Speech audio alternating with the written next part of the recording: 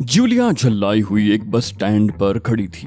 न जाने आज क्या बात थी कि उसके इशारे पर कोई टैक्सी भी नहीं रुकती थी। वो अपने फ्लैट में आराम से लेटी हुई थी कि X2 का फोन आया कि फौरन दानिश मंजिल पहुंचो, और वो उस वक्त से टैक्सी के इंतजार में खड़ी सूख रही थी। आखिर तंग आकर वो बस स्टॉप पर आ गई, लेकिन बस थी कि आने का नाम ही नहीं ले रही थी कि अचानक एक कार उसके पास आकर रुकी। उसमें से इमरान अपनी तमाम हिमाकत माबियों समेत तशरीफ फरमा थे। जोसेफ कार ड्राइव कर रहा था। इमरान ने उसे देखते ही आंखें झपकनी शुरू कर दी।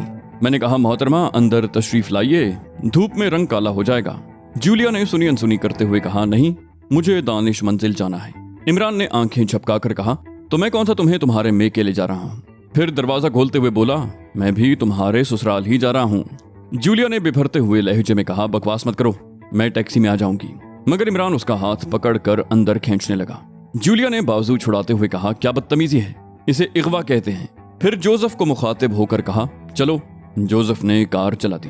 जोसेफ इंतहाई तेज रफ्तारी से कार चला रहा था। कार का स्टीयरिंग उसके हाथों में खिलौने की तरह मालूम हो रहा था, जिसे वो इंतहाई तेजी से इधर से उधर और उधर से इधर घुमा रहा था। कार अब भरी सड़कों से गुजरकर वीरान सड़कों पर चलने लगी। जूलिया ने इमरान से पूछा, ये कहाँ चले? दानिश मंजिल चलो। इमरान ने आंखें बंद करके कहा, क्यों, क्या मेरा घर तुम्हें पसंद नहीं है? जूलिया बोली, मैं कहती हूँ बकवास बंद करो। जोसेफ, कार रोको, मैं नीचे उतरूंगी। लेकिन जोसेफ के कान पर जूं भी न रेंगी, बल्कि उसने कार की रफ्तार तेज कर दी। जूलिया ने झुंझुलाकर कार के दरवाजे पर हाथ रखा तो एक सर्द सी आवाज आई, पागल न बनो जूलिया, हमारा ताकुब हो रहा है।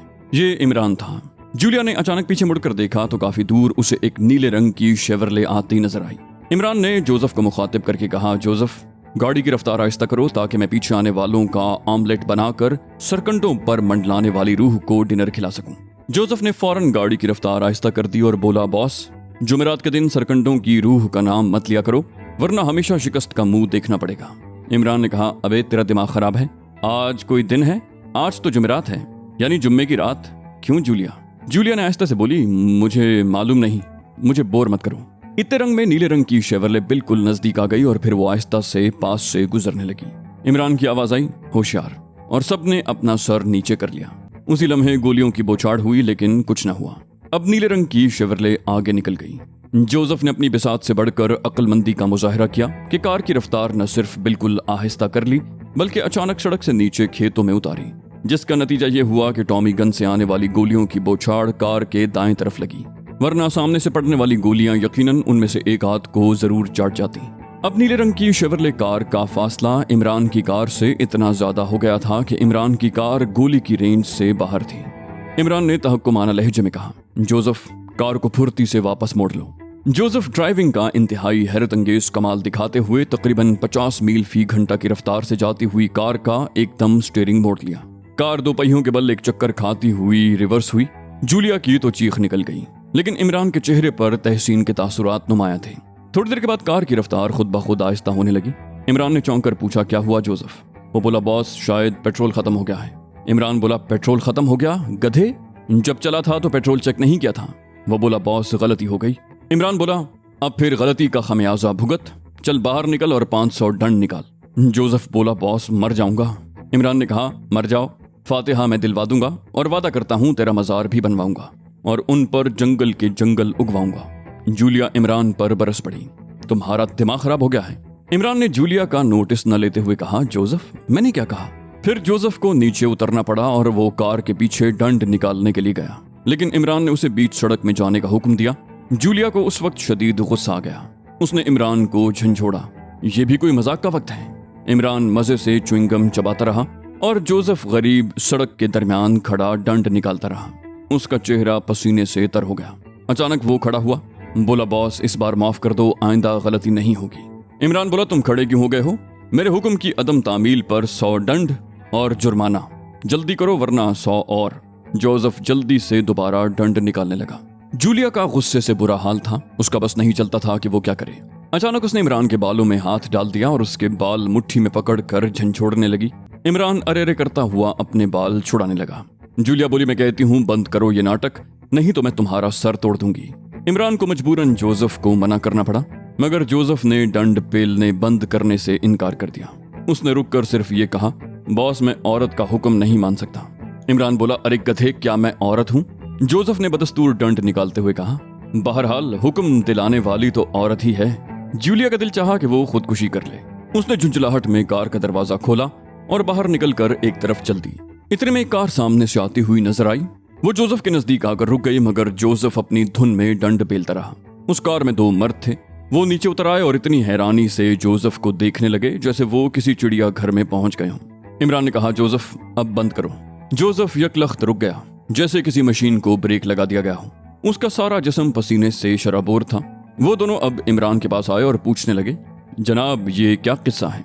इमरान बोला, हीरामन तोते का है, मैंने नानी अम्मा से सुना था। वो बोले, क्या मतलब? हैरत से उनकी आंखें खुली की खुली रह गईं। इमरान ने कहा, मतलब तो मुझे भी नहीं आता। बहरहाल क्या आपके पास कुछ फालतू पेट्रोल होगा? वो बोले, पेट्रोल? इमरान ने कहा, जी हाँ पेट्रोल, जिसे इंग्लिश में पेट्रोल कहते हैं और उर्दू में भी पेट्रोल ही कहते हैं।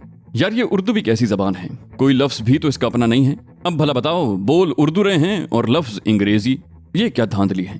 पेट्रोल का उर्दू तर्जुमा होना चाहिए। मेरे ख्याल में इसका उर्दू तर्जुमा मुश्मक तेल होना चाहिए। इमरान पूरी रवानी से बोल रहा था। उनमें से एक ने दिलचस्पी से पूछा, मुश्मक तेल क्या? शायद उन्होंने इमरान को पागल ही समझ लिया था। इमरान ने कहा, अरे मुश्मक तेल नहीं जानते? यानी साफ से स्वाद, शुदा से शीन, मिट्टी से मीम और कार से काफ, ये बन गया मुश्मक, और तेल साथ मिला लिया, ये बन गया मुश्मक तेल। एक ने बहस करते हुए कहा, लेकिन तेल को पूरा कहने की क्या जरूरत है, तेल का ते भी साथ मिला लो। इमरान बोला, नहीं नहीं, तेल दरअसल बुनियादी चीज है। तेल चाहे मिट्टी का हो या सरसों का, तेल ही होता है। जोसेफ ने दखल अंदाजी करते हुए कहा, बॉस पेट्रोल? अब उसका सांस ठीक हो गया था। इमरान ने पूछा, हाँ जनाब, क्या आपके पास पेट्रोल है? एक बोला, जी हाँ। उसने अपनी गाड़ी की डिग्गी खोलकर पेट्रोल का एक कैन उसे ला दिया। गनीमत था कि ये सड़क अक्सर सुनसान रहती थी, वरना अब तक तो यहाँ ट्रैफिक का अजदहाम हो जाता। जोसेफ ने वो पेट्रोल अपनी कार में डाला और इमरान उनसे कुछ कहे बगैर कार में बैठ गया। जूलिया एक दरख्त के नीचे होंठ चबा रही थी, वो भी कार में आकर बैठ गई और जोसेफ ने कार स्टार्ट कर दी। अब उसका रुख दानिश मंजिल की तरफ था। दानिश मंजिल के साउंड प्रूफ कमरे में इमरान ब्लैक जीरो और ग्रे सूट वाला, जिसे कैप्टन शकील ले आया था, मौजूद था। वो ग्रे सूट वाला इंतहाई खौफजदा मालूम होता था, लेकिन उसके साथ साथ उसके चेहरे पर इस किस्म के तासुरात थे जैसे वो अपनी रिहाई के बारे में नाउम्मीद ना हो। इमरान ने उसे मुखातिब करते हुए कहा, देखो अगर तुमने मेरे सवालों के सही सही जवाब दिए तो तुम्हारे लिए बेहतर होगा। ग्रे सूट वाले ने कहा, मुझे कुछ नहीं मालूम। अब उसका चेहरा कदरे पुरसुकून हो गया था। इमरान ने कहा, मैं कहता हूँ मुझे तशद्दुद पर मजबूर न करो, वरना तुम्हारे फरिश्ते भी सब कुछ बता देंगे। वो बोला, तुमसे जो कुछ हो सकता है कर लो, अगर तुम मेरी जबान खुलवा सको तो तुमसे ज्यादा खुशी मुझे होगी। इमरान ने कहा, तो ये बात है। अच्छा अपना नाम बताओ।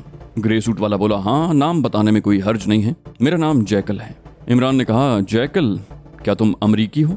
लेकिन जैकल ने कोई जवाब न दिया, बल्कि चुपके से सोफे पर बैठ गया।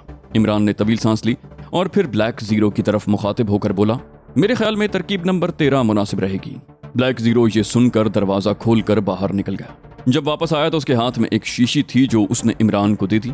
इमरान ने ब्लैक जीरो को इशारा किया और उसने जल्दी से जैकल को दोनों हाथों की तरफ से कस लिया। जैकल तिलमिलाने लगा, लेकिन इमरान ने एक भूरे रंग का सफूफ निकालकर जैकल की नथनों में डाल दिया और फिर एक हाथ से उसका मुंह सख्ती से बंद कर दिया। जैकल ने तिलमिलाकर जोर से सांस ली और ब्लैक जीरो और इमरान दोनों उसे छोड़कर एक तरफ हट गए।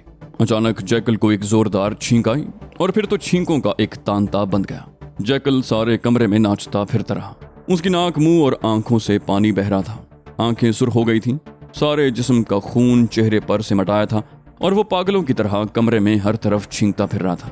इमरान ने कहा, देखो मैं कहता हूँ अब भी सब कुछ बता दो, वरना छींकते छींकते दम निकल जाएगा। अब जैकल की बुरी हालत थी, छींकें थीं कि रुकने का नाम ही न लेती थी। शायद उसे इंतहाई ताकतवर किस्म की नस्वार दी गई थी।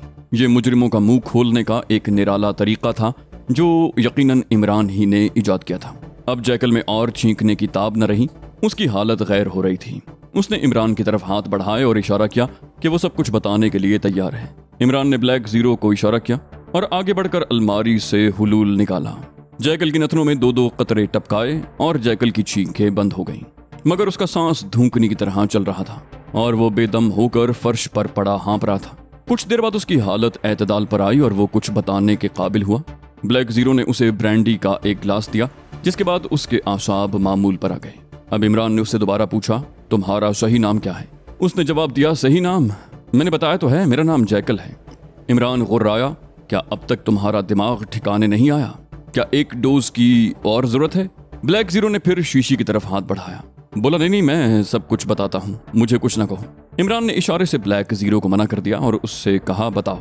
वो बोला आप सवालात पूछते जाएं, मैं जवाबात देता जाऊंगा। इमरान ने कहा लेकिन देखो, अब मैं गलत जवाब हरगिज नहीं सुनूंगा। तुम्हारा नाम? वो बोला कार्ल बर्गर। इमरान ने पूछा कौमियत? वो बोला नेदरलैंड। पूछा पासपोर्ट किस मुल्क का है? वो बोला गैर कानूनी तरीके से आया हूँ।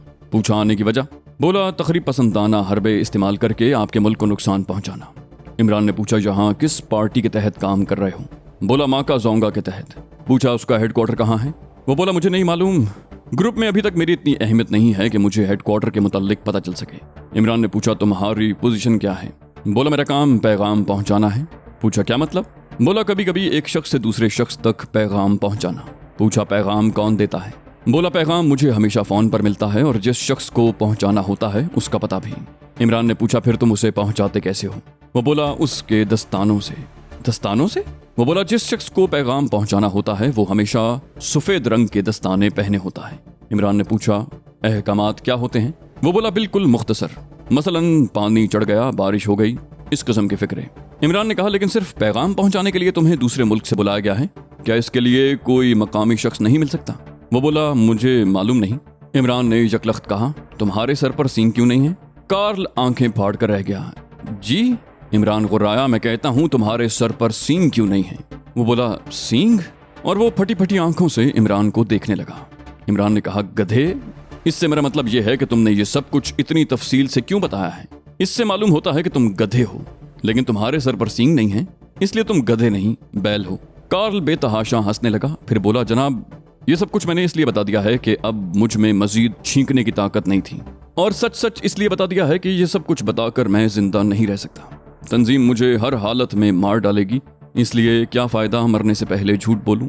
इमरान ने उसका शुक्रिया अदा किया और ब्लैक जीरो को लेकर उस साउंड प्रूफ कमरे से बाहर निकल आया। अभी रात के 10 बजे थे, लेकिन जूलिया बेहद बोर हो चुकी थी। उसकी समझ में नहीं आ रहा था कि अब वक्त कैसे गुजारे। X2 ने आज सुबह ही उसे कहा था कि वो उसकी तरफ से जब तक दोबारा इत्तला न मिले सीक्रेट सर्विस का कोई मेंबर अपने फ्लैट से बाहर न निकले। सुबह 10 बजे ये इत्तला मिली और अब रात के 10 बज चुके थे। 12 घंटे से X2 ने कोई इत्तला न दी थी। अब उन्हें कमरों में बंद हुए 12 घंटे गुजर चुके थे। कई बार सफदर, तनवीर, चौहान और नोमानी जूलिया को फोन पर बोरियत की शिकायत कर चुके थे, लेकिन जूलिया क्या कर सकती थी? जूलिया हैरान थी कि कैप्टन शकील ने उसे अब तक फोन नहीं किया था। फिर जूलिया का जहन कैप्टन शकील के मुताल्लिक सोचने लगा। जब से कैप्टन सर्विस में आया था, सफदर और जूलिया के दरमियान कई बार इस सिलसिले में बहस हो चुकी थी कि आया कैप्टन शकील ही X2 है। शक की सबसे बड़ी वजह यह थी कि कैप्टन शकील का चेहरा हर वक्त सपाट रहता था, न खुशी, न गमी, न फिक्र, न गुस्सा। गर्जे के किसी चीज का भी तासुर उसके चेहरे पर नहीं उभरता था। इससे जूलिया ये नतीजा निकालती थी कि वो प्लास्टिक के मेकअप में है और सिवाय X2 के और किसको जरूरत है कि वो सर्विस में मेकअप में आए। लेकिन सफदर का दूसरा ख्याल था। उसका कहना था कि अगर X2 ने जरूर मेकअप करके हमारे साथ शामिल होना था तो फिर इतना भौंडा मेकअप करने की क्या जरूरत है जिसे हम लोग भी पहचान जाएं। जूलिया कहती भौंडा तो खैर नहीं कह सकते, हमने कई बार बगौर उसका चेहरा देखा था, लेकिन किसी सूरत में भी मेकअप मालूम नहीं होता। सिर्फ उसके चेहरे का सपाटपन देखकर शक होता है कि जरूर मेकअप होगा। लेकिन फिर कैप्टन शकील की मौजूदगी में X2 की आवाज का क्या बनेगा? उसे किस खाने में फिट किया जाएगा? सफदर उसे कोई अहमियत न देता, क्योंकि उसका ख्याल था कि हो सकता है कि X2 ने एक आदमी ऐसा रखा हुआ है जो उसकी आवाज की नकल करके उसके लिखे हुए अल्फाज उसके सामने बोल दे। मामला शक व शुबे में ही था। आखिरकार सफदर और जूलिया ने यह तय किया था कि किसी तरह कैप्टन शकील का मुंह अमोनिया से धोया जाए ताकि मालूम हो कि मेकअप है या नहीं। लेकिन इसका मौका कब आएगा? अचानक जूलिया के जहन में एक ख्याल बिजली की मानिंद कौंधा कि कैप्टन शकील को फोन करके देखा जाए कि आया वो फ्लैट में है या नहीं। उसने तेजी से नंबर घुमाए और बेताबी से रिसीवर को कानों से लगा लिया। चंद लम्हों के बाद दूसरी तरफ से रिसीवर उठाने की आवाज आई और जूलिया के आसाब ढीले पड़ने लगे। ऊपर से एक गैर मानूस आवाज आई, कौन बोल रहा है? जूलिया ने पूछा, आप कैप्टन शकील बोल रहे हैं? वो अच्छी तरह जानती थी कि ये कैप्टन शकील की आवाज नहीं है। आवाज आई, नहीं जनाब, मैं उनका मुलाजिम जमील बोल रहा हूँ, फरमाइए। जूलिया ने कहा, शकील साहब कहाँ हैं? मुलाजिम बोला, वो दूसरे कमरे में किताब पढ़ रहे हैं। जूलिया बोली, उन्हें बुलवाओ, कहो जूलिया का फोन है। चंद ही लम्हों के बाद जूलिया के कानों में एक भारी मगर मानूस आवाज आई, hello Julia, how are you? Julia बोली, ओके। शकील बोला, किस सिलसिले में फोन किया? जूलिया बोली कुछ नहीं, वैसे सारा दिन कमरे में बंद पड़े पड़े बोर हो गई थी। तकरीबन सबके फोन मेरे पास आए हैं, सभी बोरियत की शिकायत कर रहे थे। एक तुम्हारा फोन नहीं आया था, मैंने सोचा खुद ही फोन करके हाल मालूम कर लूं। वो बोला जूलिया दरअसल मेरी तबीयत कुछ अजीबोगरीब वाक़ हुई है। आज सारा दिन मैं किताबों का मुताला करता रहा। मुझे मुताले का बेहद शौक है। मेरे पास 10,000 नायाब किताबों का ज़ख़ीरा है। मुझे जब भी ज़रा सी फुर्सत मिलती है मैं किताबों में गुम हो जाता हूँ, इसलिए बोरियत का सवाल पैदा ही नहीं होता। जूलिया बोली अच्छा शुगल है, कभी मुझे भी कोई किताब देना। शकील ने कहा अच्छा, कभी मेरे पास आ जाना, जो किताब अच्छी लगे ले जाना। जूलिया ने कहा ओके, फिर इजाज़त दो, खुदा हाफिज। शकील ने कहा खुदा हाफिज, और जूलिया को रिसीवर रखने की आवाज़ आई। जूलिया ने एक तवील सांस लेकर रिसीवर रख दिया। अभी रिसीवर रखे हुए 1 ही मिनट हुआ था कि फोन की घंटी जोर से बजी। उसने सोचा शायद X2 का फोन हो, इसलिए बड़ी फुर्ती से उसने रिसीवर उठाकर कानों से लगाया। बोली हेलो, जूलिया स्पीकिंग। इमरान की आवाज आई, जूलिया नहीं, जूलिया ते फिट्स वाटर बोलो। जूलिया मुस्कुराई, इमरान तुम हो? वो बोला जी हाँ मैं ही हूँ, वो हकीर फकीर पुरतकसीर हेचमंदान बंदा नादान बिस्मी अली इमरान, नौकर जिसका सलमान, खा रहा हूँ आपके कान। जूलिया हंसने लगी, बोली खूब, तो आज शायरी का दौरा पड़ा है। इमरान बोला शायरी कौन चुगत कर रहा है, मैं तो अपनी शान में मरसिया पढ़ रहा था। जूलिया बोली और अब पूछती हूँ क्यों, क्या हुआ? इमरान बोला हाय जालिम, दिल को जलाकर राख कर दिया, जिगर मेरा खाक कर दिया, और अब पूछती हो क्यों, क्या हुआ?